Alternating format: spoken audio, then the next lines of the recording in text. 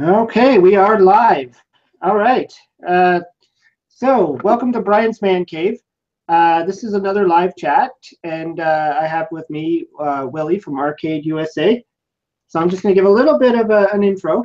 Um, Willie has been making videos on YouTube since about 2007. At least that's what it says on his channel. He has about 1,531,316 views. That's a lot of views. And over 4,000 subscribers. He likes to roam the country, visiting various arcade locations. And he likes to pick up some video games on the side. He's also a part of the Retro Junkies Network, according to a lot of his videos. So, to Brian's Man Cave. Yay! Thanks, Brian. Awesome. Anything you want to say before we get started, or nope? I'm also part of the Throwback Network as well. Ah, cool. All right, we'll find out a little bit more about that too. Okay, so normally what I do is I like to jump into some questions and just to throw things out there, just so we can have something to chat about. Okay. This nice and smooth and. I'd like to talk today about the good old days of video gaming, because really, I mean, that's what your channel is. It's all about the good old days of arcades, the old video games out there, and so that's pretty much the topic that we're going to be trying to stick to, and maybe we'll throw a few other things up in the air. Okay. And just move it. So the first question I was like, especially YouTubers right now, is what inspired you to make Arcade USA your channel, and why are you on YouTube? Like, what inspired this?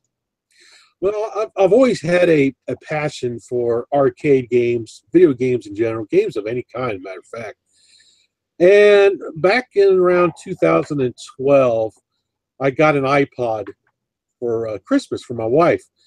And one of the first things I did, I started looking around for podcasts. I've always heard about podcasts, so I want to check them out. First one I subscribed to, of course, was The Retroist. And I love listening to his stuff. And then that led me to looking for some game podcasts, and I came across Retro Gaming Roundup.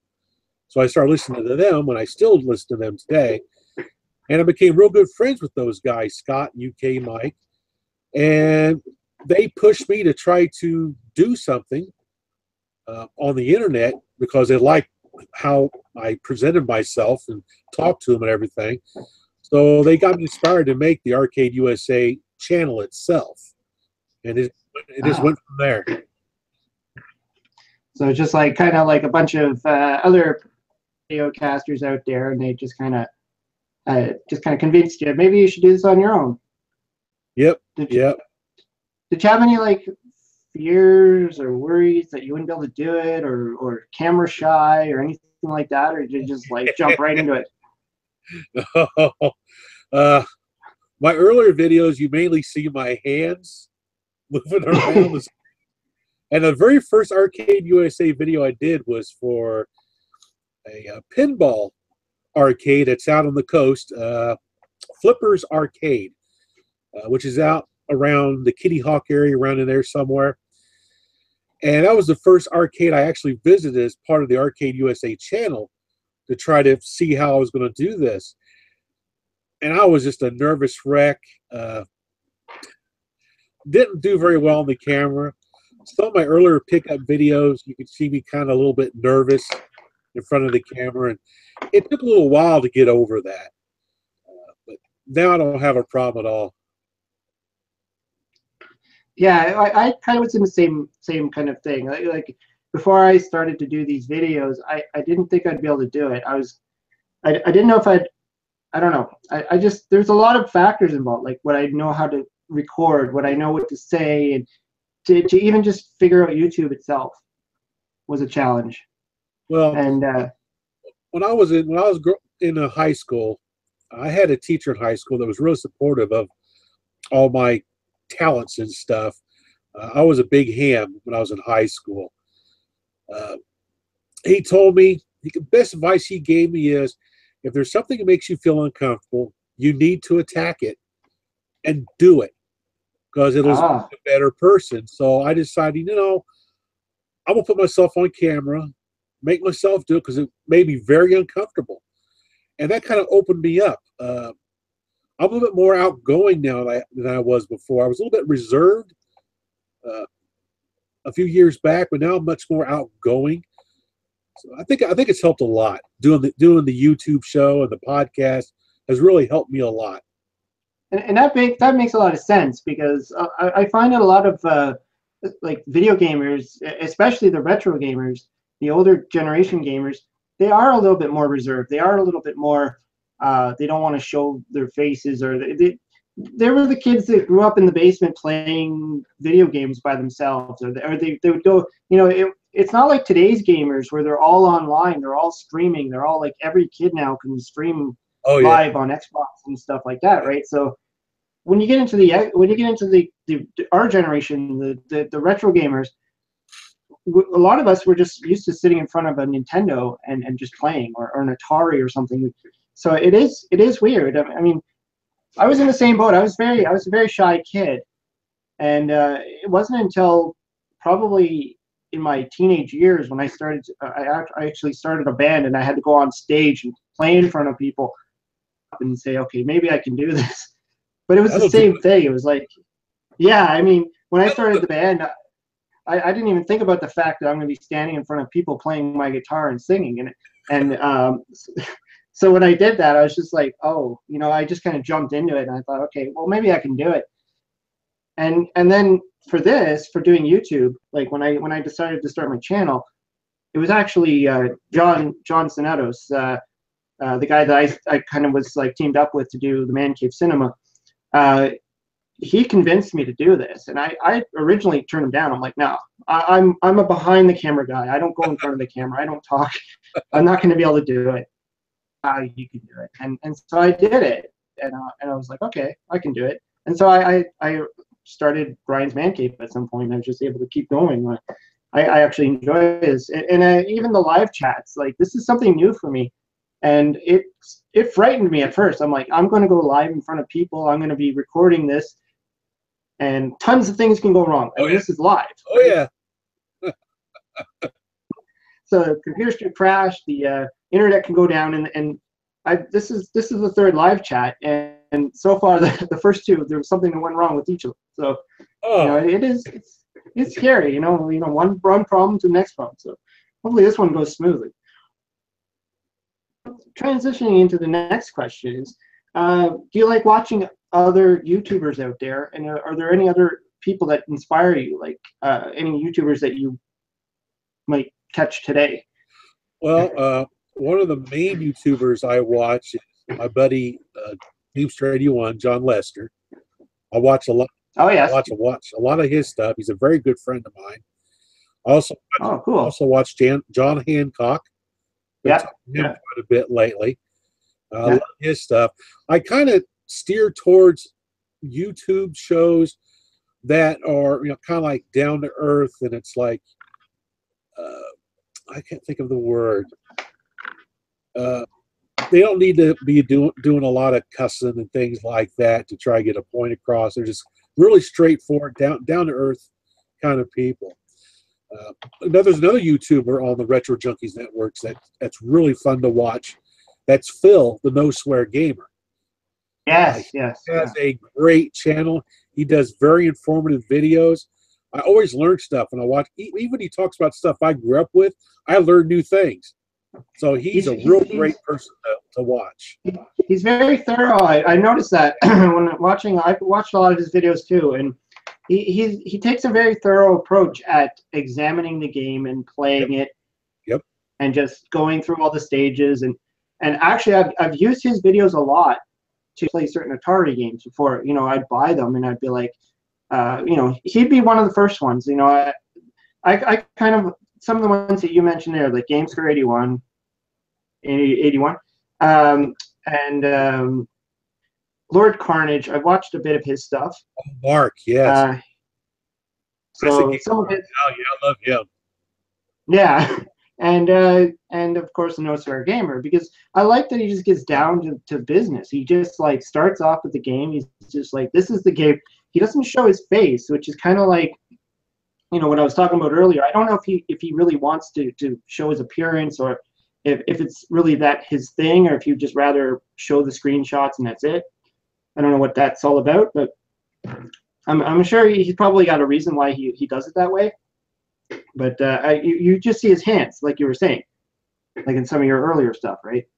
He'll show his hand, and yeah, but he's like, he doesn't want to put his face out there. I don't know. Maybe he's shy or camera shy, or maybe he just doesn't want the attention to be on him. He wants it to be on the game, and that's kind of, yeah, that's cool too, right? Oh yeah. And I like those kinds of I like the ones like just like your channel. I like the people that are real. I mean, I don't mind watching the people like the Angry Video Game Nerd.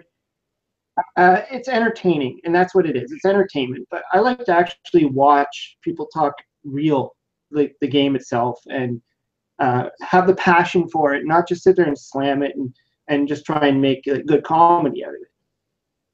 Some of the other YouTube channels do, right? They just want to smack the game around or just say stupid stuff and yeah, just to make it amusing for the viewers. But I mean, that's not my thing, right? I grew up with these games. I don't want to just sit there and make fun of everyone. No. Like that doesn't, so I mean, I think we like a lot of the same guys. That's what inspired me, a lot of these channels, and just watching them and saying, I can do that too once I figure it out. Oh yeah, so someone in the chats there, Steve Rasmussen, he mentioned also the 8-bit. Yeah, he mentioned the 8-bit guy. Yeah, he's good too. Yes, I like watching him too. He's cool. Yeah, I was just watching him set up with the stuff hanging on the wall.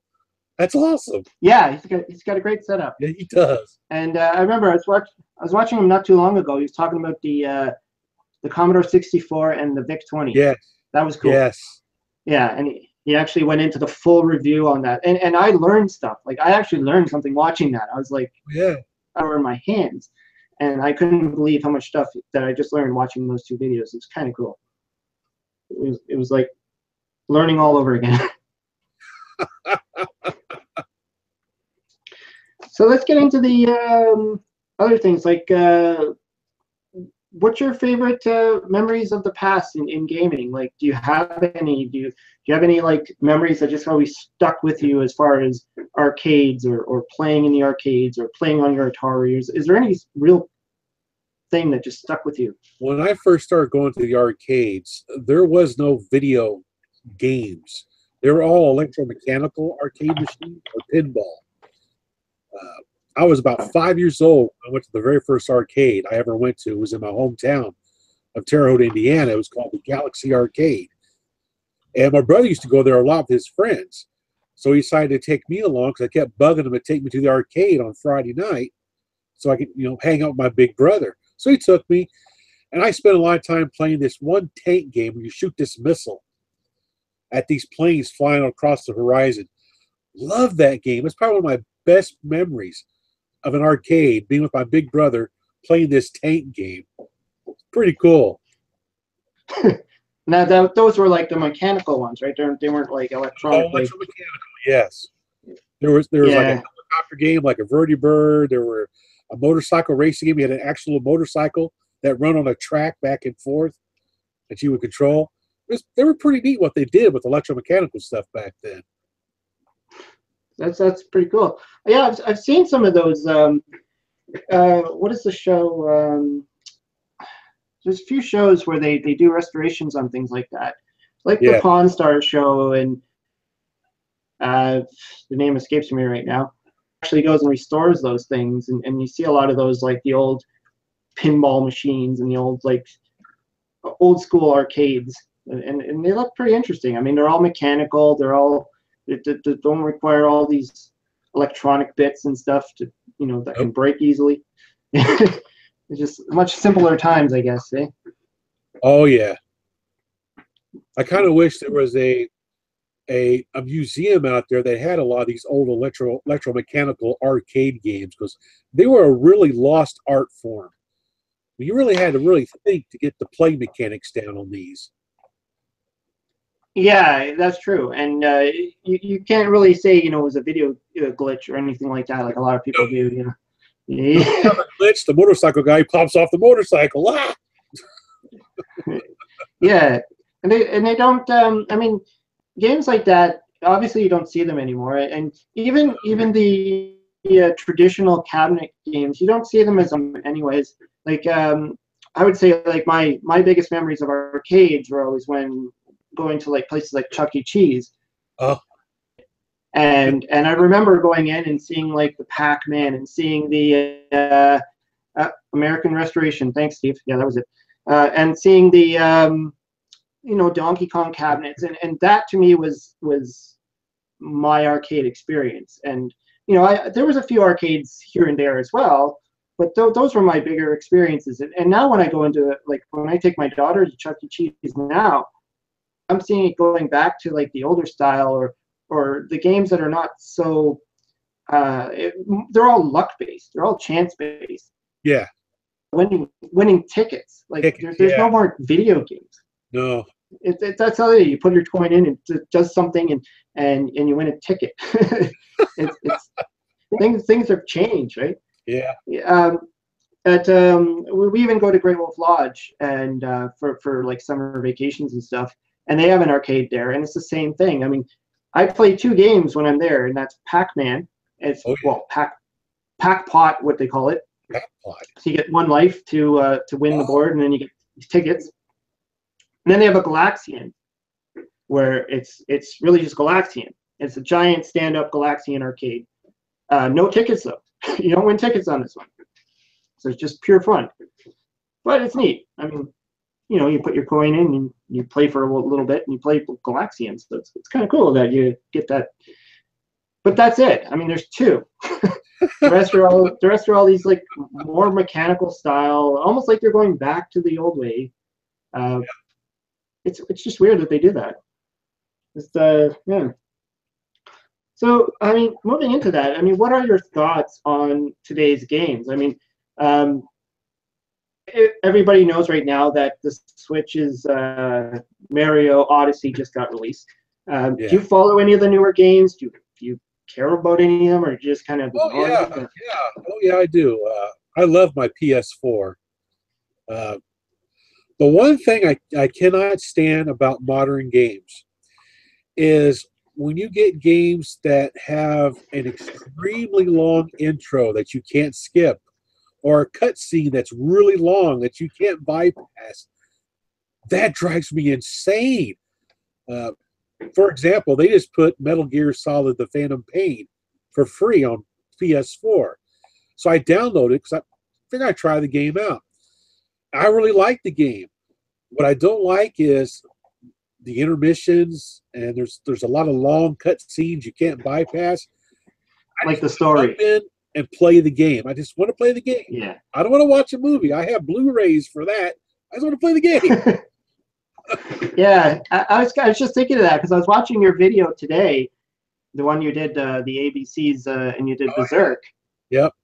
And you were reading the manual to get the storyline, and I'm like, that was what we did in the past, right? To understand what was going on in the game, you read the manual, and then you knew what the like what is that blip and what is that color and what is that thing over there, what is that square, and you read the manual, that gave you the background, that gave you the story.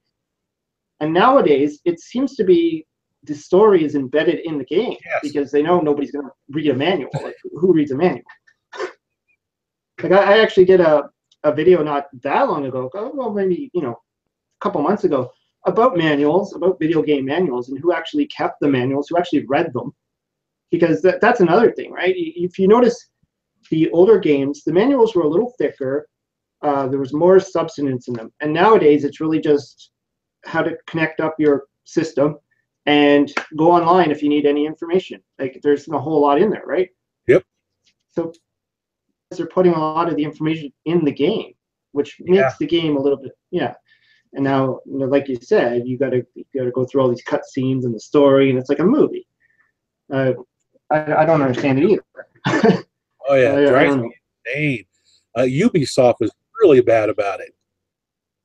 There's a lot of games I played I plug it in like what was that one where you hack things? You're running around and you hack. I can't remember the name of the game. They just released a sequel to it not too long ago. But anyway, Hack things. yeah, you're on the street. It's like Grand Theft Auto, but you can see other people's Ah, bank accounts and things like that. You can hack the street. You can hack the lights, the traffic lights, all kinds of stuff. I can't remember what the name of the game was. But for that game there, it makes you sit through this really, really long intro before you even get a chance even to play the game. After about 10 minutes of sitting there, I pulled the thing out, took it back to GameStop, and got my money back. I said, I'm not playing this, man. but that's just the topic of that. I mean, that doesn't seem like something that we really want to be either. I mean, that's becoming a serious problem. Is hacking. So I don't know why they would even make a game on that. Yeah. Then again, you think about it. I mean, like Grand Theft Auto is about stealing cars. You got the game Bully. You got like, I mean, all these games now are pretty horrible. What they're going on about. I mean, we played games where the objective was to make a hamburger or climb an obstacle and get to the top without being hit by a barrel. Like we weren't killing anything or talking about rape or anything. So, yeah, and cyber hacking and all that stuff. That's weird that they would make a game on that. Yep. I don't know. that's just strange. Yeah. So what type of games typically do you enjoy playing? I mean, I know since you like the older games and you like the newer games, but what are you really drawn to? Do you stick to any kind of game, or do you like them all, or? I pretty much like everything game related. There's really not one thing I'll fixate on. I do have my favorites like the Bally Astrocade, the Fairchild Channel F, and of course the 2600 because I grew up with those. So those are a favorite system that I like to play on. The Bally Astrocade especially because I used to program games on that and used to sell at meetups. It was a great little machine. So you actually wrote your own programs and yeah, it's called Bally Basic. That's what you wrote them in. So you'd create your own basic programs and then would you put it onto how did it work? Did it go into like a cartridge or something or a disc or on a cassette tape? A cassette. A little tape recorder. You would put the program on there. I'd make copies and I would take them to these Bally Astrocade meetups with my dad, and I would sell them to people like $5 a piece. That's pretty cool. Oh yeah. How did they look though? What type of games were they? Were they like very very like stickball style Pong things or like? No. What did they kind of look like? I made some graphical adventure games. I made some arcade games of my own design. That looked almost like cartridge quality stuff you would get on the Astrocade. The Astrocade, they limited the memory in the thing. If they would have put more video memory into it, it would have had more arcade quality graphics on it. But what it did have, it did very well. I liked it. That's pretty cool. Yeah, that's pretty cool. I mean, that's kind of like I remember doing stuff like that with the Commodore, like being able to program on the Commodore 64. Yep. And that was one of the things that I think I enjoyed doing more was programming. I wasn't the greatest at it. I mean, I couldn't really program those fantastic games on there, but I mean, I had a lot of fun doing that. And I never went to the extent where I was able to create games and sell them. That's pretty funny. I mean, I wish I could. I remember buying a lot of the books and going to the library and stuff and borrowing the books to do. So you'd sit there for like, a day or something typing in these programs just so you can play. And I remember buying like Compute Gazettes. I still have my magazine. Yes, I remember those. And I'd like, play or sit there typing in the games. And I actually remember for the longest time I would always type them in and then I'd have to go and spell check essentially or error check or whatever. And then I realized they had debugger programs that you can install first. And that would have saved me a lot of hassle. Yep. And yeah, just and it's like you'd spend all this time to create this game or make this game work, and then you would never play it. Like that was fun. Like, Yeah, the one game the one game I remember doing that I really wanted to play was called Blam, and it was basically Kaboom on the Commodore 64. It was the same idea. Had the little guy at the top going back and forth, dropping bombs, and you're a bucket. And me and a friend spent like so long typing that program in, and when we got it, I think I played it like once or twice, and that was it. I was done. It was yeah. When I had a my lot of Atari, I used to program a lot of games on my Atari 8-bit computer as well. I used to sell. I had one program I was getting ready to submit to the APX program exchange. the program exchange is. Yep.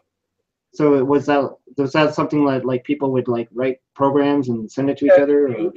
what it was called the APX program exchange, and they would find the best programs out there and they would sell them and give you a royalty for all the games they sold. But Wow. they had to meet certain criteria. And I had a game that met their criteria. I just at the time I discovered cars and chicks, and that kind of went by the wayside. So my programming days kind of ended. Yeah. When that happened. You didn't end up working for Atari or anything like that. So. Oh no. I did sell games at Ham Fests at Atari. We had an Atari club where I lived. I used to sell games there. It was a real good time. Sounds like it. So I mentioned in the intro you're part of the Retro Junkies Network, and, Yep. and you also mentioned another thing. So what is all that, anyways? I mean, I know I looked into it a little bit. I went to the website, but so what is that? Like, is that like a?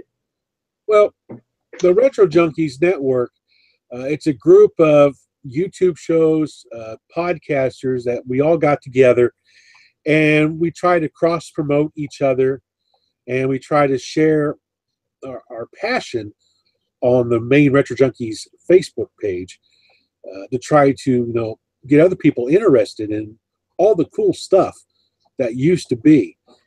Same thing with the Throwback Network. And the Throwback Network has some really cool shows on there, like the Logbook by Earl Green. That's a really great podcast to listen to. Of course, the Retroist is part of that, I believe. McCoy Cast is on there, and some other ones. It's really cool. Well, have you ever done with anything with the Intellivisionaries?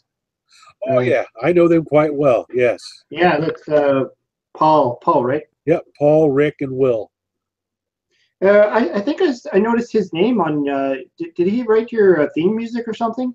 Paul? Yes, Paul did the theme music for the Arcade USA show and also for the Toy Tune podcast.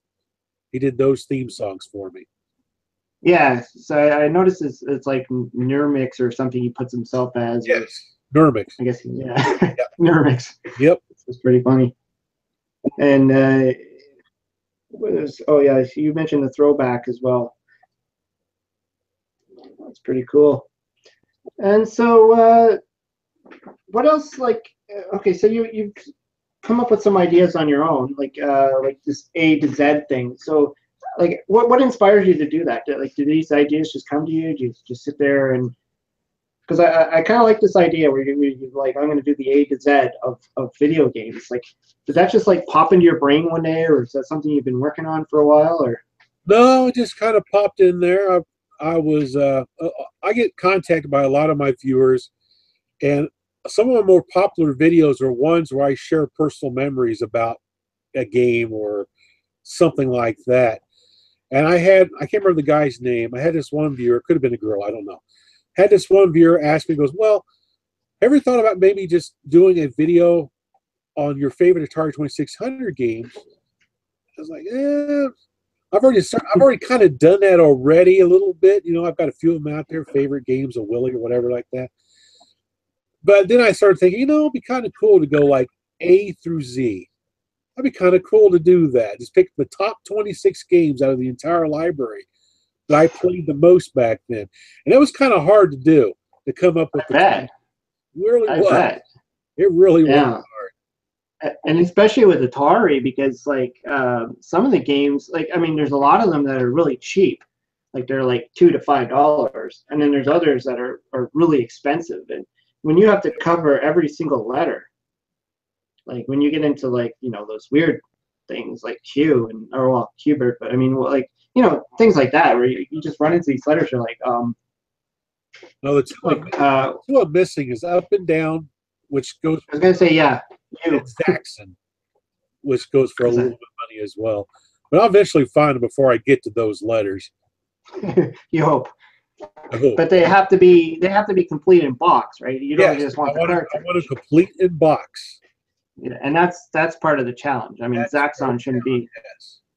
Yeah, Zaxxon's not hard to find, but to find it in a box with all the stuff. Yep. And up and down itself, I think even just the cartridge itself is expensive, right? Yeah, like just alone. Like it is. It's one of the what did it come out later, right? It was one of the later games, and well, and that's what I might have to do for that one is maybe borrow one. Just put out a call. Yeah. Yeah, I need to borrow your. Right. That I promise to send it back.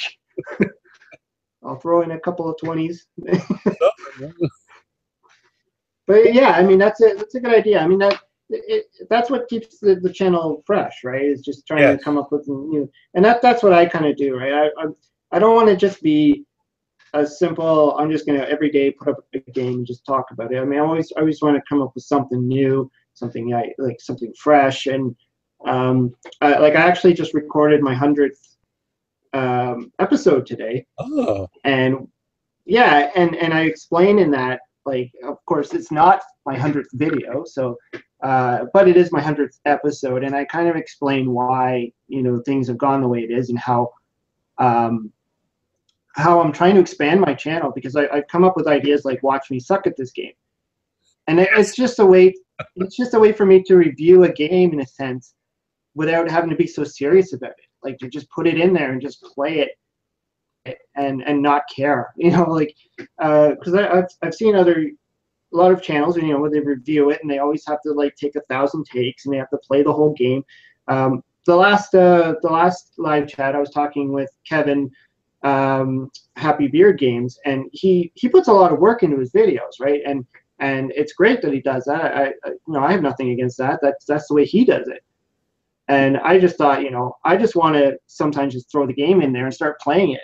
And if I suck at it, I suck at it. And that's where it came from. It was just an idea. It just popped in my head. I was just like, why don't I just do a video where I just play games that I stink at? and then I don't have to like sit there and try and compensate for the fact that I suck at it, right?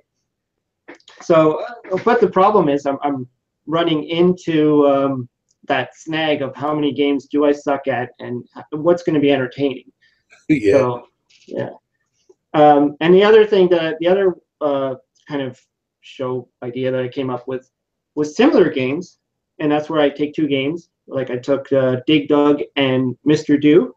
Yeah. And I say, they're similar, and that's a good idea. But again, it's like I'm going to run out of ideas. Like how many games can I find that are similar? Like so when I start reaching out to some of the people who watch my show, I'm like, dudes, if you guys know some similar games, throw them at me because I got a small list of games that I can throw in there. But eventually, I'm going to hit that brick wall. I mean, I just thought of one today for The Legend of Zelda. There's a Sega game that's just like it, so that might be my next one. Ooh. That might be cool. And it's not a very well-known Sega game, so that might be cool. But yeah, but coming up with the ideas for shows, it's like sometimes you just gotta wait for them to like hit you in the face, right? Yeah, because I wanted to stay away from being just another review kind of show, because there's a lot of those out there, and there's people that review stuff much better than I ever could. Or simply unboxing too. That's the other one. I just figure I just keep it more towards my passion for the games and things I really enjoy, sharing some of my memories. I do some reviews on a limited basis for the Gamester 81 website. It's usually when I only do those. But otherwise, it's just me telling stories about toys or games or things like that. Yeah, yeah, and that's the way I do it too, right? I just keep it real. In most cases, like I don't think you script your videos either, right? No, Like I you don't don't. really. Yeah. See, I think we're. Whatever sticks, Yeah, sticks. yeah. Like we do a couple of takes, and I'll I'll start talking, and I'll just be all of a sudden like, this sucks, and then just hit the button and be like, try again. And I don't often try and stitch together. Like I know some people will do like several ones and then just stitch it all together. I don't like doing that. It sometimes comes across as a little unnatural, and it's obviously more work if you want to, record. The fun thing I like to do is I get tongue-tied quite a bit. And one of the fun things I like to do is I'll cut those segments out. And a lot of times I'll put them at the very end of the video behind all the music and stuff at the end, like as a little Easter egg thing. Just to see who finds them. Yeah, it's like when people do the outtakes or something. Yes.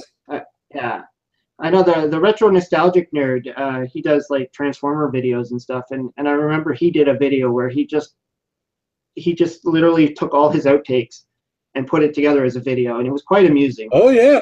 I mean, I almost considered doing that because I got a lot of them where I was just like, but then to just have to go through all my old videos just to find all these like goofy pieces, I don't know.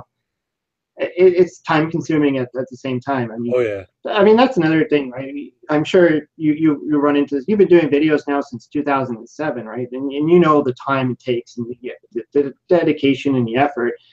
And when you have a family and you have a job and a life, Yep. you kind of like sneak this in, and on top of this, at the same time, you want to also be playing the games and having fun, right?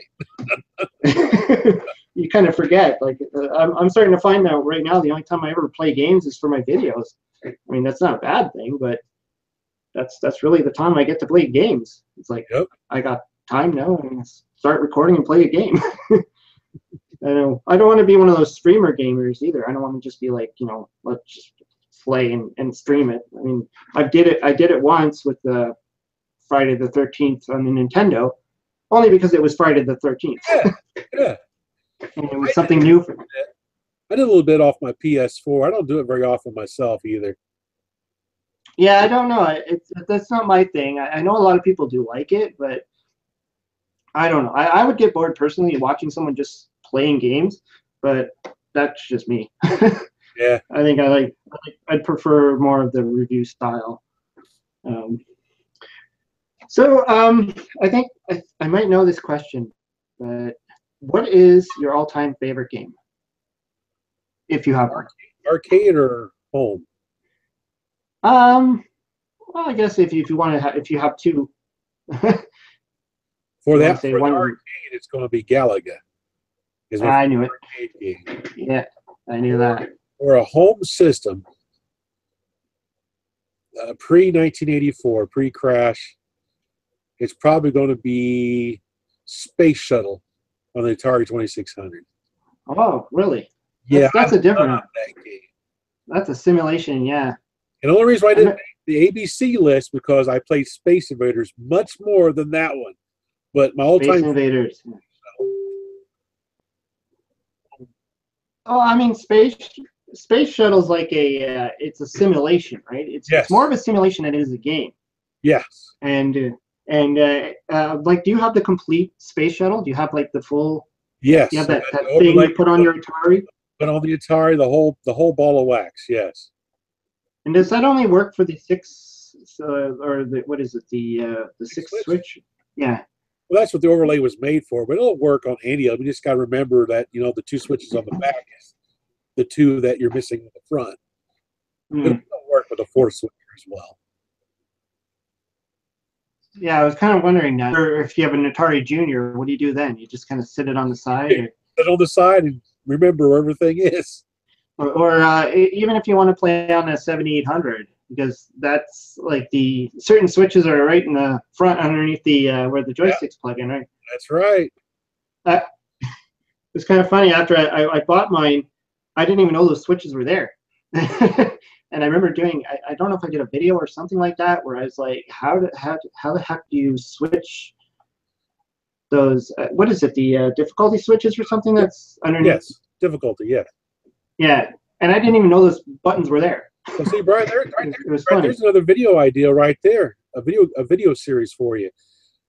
Pick your most favorite game from each console, from the entire library.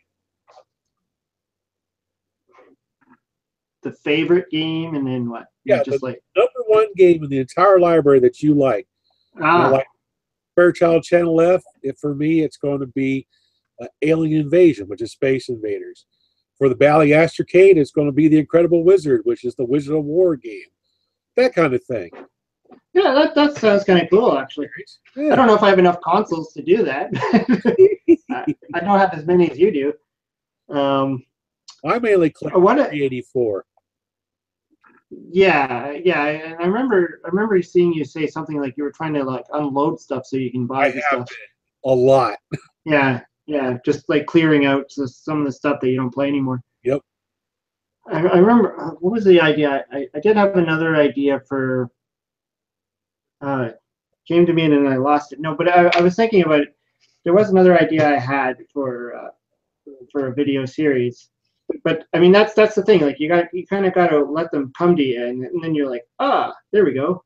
Yep. And you just got to make it happen. So I guess leading into one of my closing questions is, what else do you like to do with your spare time, if you have any spare time, other than playing video games? Because we all seem to have multiple hobbies and stuff, or is that it? Is this your? Oh no. I do a lot of stuff with electronics. I do repair stuff on the side or modify things. I do a little bit with robotics for work. I do that as a hobby as well, so it kind of works out since I do it for a job. But yeah, RC airplanes, I'm into that. Model trains, I'm into model trains quite a bit. Oh, you got one of those like model train sets, like all set up with all the. I use. Like all the I don't have the room anymore, so no. I go down to a club and run on a big club layout. Like a full big building kind of thing where everybody kind of sets up. It's in a basement. It takes up like 4 or 5. It takes up 4 rooms. It's a huge layout. It's got mountains. It's got big trestles. We have the Digitrack system on there, where each locomotive has a number assigned to it, so they all can run at the same time in different directions on the same track. So you play Gomez Adams really easy. Jeez, I never even heard of that before. Oh, it's cool. That's kind of nice. Yep. Okay. Well, I always like to end this saying, if I've done all the questions here. Do you have any questions for me? Is there anything that you were thinking of talking about or asking about what I do or anything like that, or did you pretty much get everything from the conversation? Let's get everything from the conversation. Sweet. Okay. Anything you want to talk about? Any plugs you want to throw out there? Anything about what you got coming up down the line? What you're doing with your channel? Anything new you want to throw out there? Not really. I know a lot of people from my show keep asking me when I'm going to go to like the Portland Retro Gaming Expo or some of these other events. Unfortunately, with my job, it's very hard for me to go to these kind of shows. I'm going to try to make an effort to go to my buddy's show, Game On, out in Mesa, Arizona. That's run by John Lester and Jason Hine. That's Gamester. Yes. Yeah, I'm going to go out there and support him next year. Yeah, that's a good point. I mean, I myself never go to any of these things. Where I live, we don't have these things really going on too much. In Canada, I remember there was one in Barrie, near where I live. There was like a little gaming expo, but we don't really have those. Like I see them always going on in the States, like the big retro, like the gaming places and all that, and even where Walter Day is, where he has that that fun zone or whatever. All those things. I always like to see these things on TV or on YouTube, and I'm just so jealous. I'm like, I wish I could go there and see all these real classic arcade systems that stuff that I saw when I was a kid, and we just don't have those here. They just don't exist. If they do, I don't know.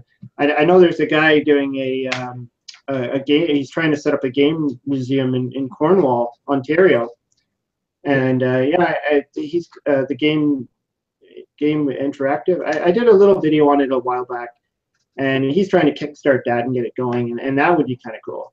I don't know how far that is from where I am, but I mean, it's not a plane ride, I don't think. But yeah, I keep seeing these. There was that.